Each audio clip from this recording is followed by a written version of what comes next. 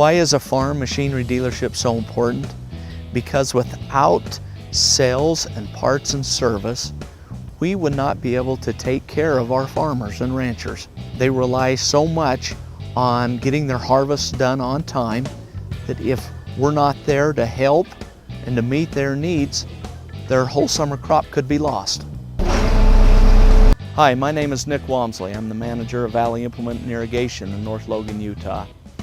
My duties here are to manage 25 or 30 people. As manager, I hire people to work in our service department, and these people have been trained with 1 to 2 years experience in diesel mechanics to work on this equipment, balers, tractors, combines, so that when they go out to the field, they're trained to be able to keep our customers going. We have the largest inventory of parts in northern Utah.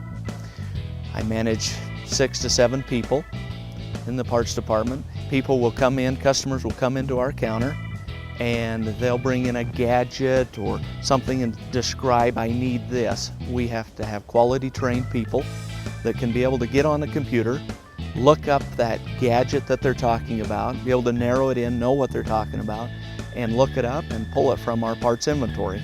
I attended Utah State University and took courses there that would help me improve my skills in dealing with people. To be a good salesperson, you need to be motivated to get out and see people. You really have to have a great attitude, be happy all the time, and just love to be around people. I started my career in sales. I knew when I was in high school I loved to be around people. I had lots of friends, and I knew that's what I wanted to do in life. And it's been fun for me. I like to travel, see different farmers, see different ranchers, see their operations, and to be able to help them. It gives me great satisfaction at the end of the day to know that I've helped somebody with their farming operation.